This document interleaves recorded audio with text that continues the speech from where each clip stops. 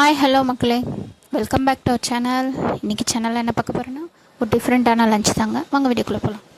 ஸ்கூலுக்கு லஞ்ச் என்ன ப்ரிப்பேர் பண்ணுறது அப்படின்னு ஒரே யோசனை இருந்தது.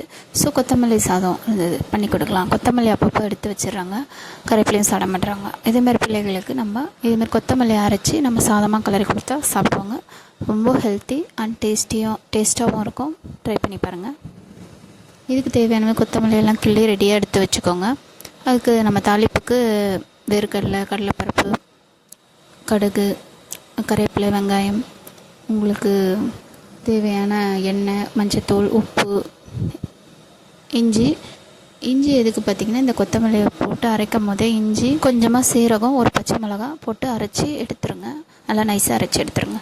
அதுக்கப்புறம் ஒரு கடாயில் எண்ணெய் ஊற்றி எண்ணெய் சூடெண்ண பிறகு கடுகு, உளுத்தம் பருப்பு, நம்ம ஆல்ரெடி எடுத்து வச்சுருந்த வேர்க்கடலை, கடலைப்பருப்பு அப்படியே பொன்னிறமாக வறுத்து எடுத்துக்கோங்க. அதுக்கப்புறமா நம்ம கருவேப்பிலை போட்டு அப்புறமா வெங்காயம் போட்டு வதக்கிக்கோங்க. நல்லா ஒரு சவக்கட்டும், மீடியம் ஃப்ளேமில் வச்சுக்கோங்க.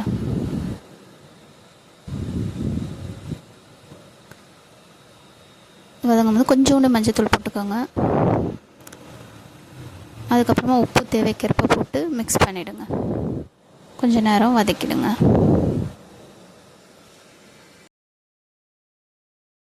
நல்லா பொன்னிறமாக வதங்கின பிறகு நம்ம அரைச்சி வச்ச இந்த விழுதை ஊற்றி நல்லா ஒரு மிக்ஸ் பண்ணி விடுங்க. ஒரு 2-3 மினிட்ஸ் நல்லா வதங்கட்டும். ஸோ ஸ்மெல்லாம் போய் நல்லா ஒரு திட்டமான இது வந்துடணும். நம்ம தேவைக்கேற்ப தண்ணி திட்டமாக ஊற்றிக்கோங்க. ஏன்னா நம்ம மிக்ஸி ஜாரை கழுவி ஊற்றுற தண்ணியே போதுமானது. 2 மினிட்ஸ் கொதிச்சா போதும். நம்ம தேவைக்கேற்ப உப்பு போட்டுட்டோம் ஆல்ரெடி. ஸோ பிள்ளைகள் இந்த கருவேப்பிலை, கொத்தமல்லியில் தேவையான ஸ்ட்ரென்த் இருக்குது. அதை சாப்பிடவே மாட்டுறாங்க, எடுத்து வச்சுருவாங்க.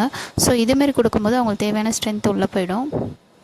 நம்மளுக்கும் ஒரு என்ன லஞ்ச் கொடுக்கறதுன்ற ஒரு இது இது ஈஸியாக இருக்கும். இது பாருங்கள், இதேமாரி இந்த பதத்தில் எடுத்துகிட்டு நம்ம சாதம் ஆல்ரெடி வடித்து வச்சு ஆற வச்சுருந்தோம், அதில் போட்டு மிக்ஸ் பண்ணி நம்ம பிள்ளைகளுக்கு கொடுத்துடலாம். அன்றைக்கி நம்ம பொட்டேட்டோ ஃப்ரை பண்ணி கொடுக்கலாம் சைட் டிஷ்க்கு, இல்லை முட்டை வேணாலும் அவிச்சு போடலாம்.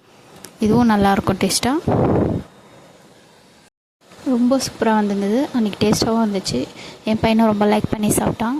நீங்களும் இது மாதிரி வீட்டில் ட்ரை பண்ணிவிட்டு கமெண்ட்ஸில் சொல்லுங்கள்.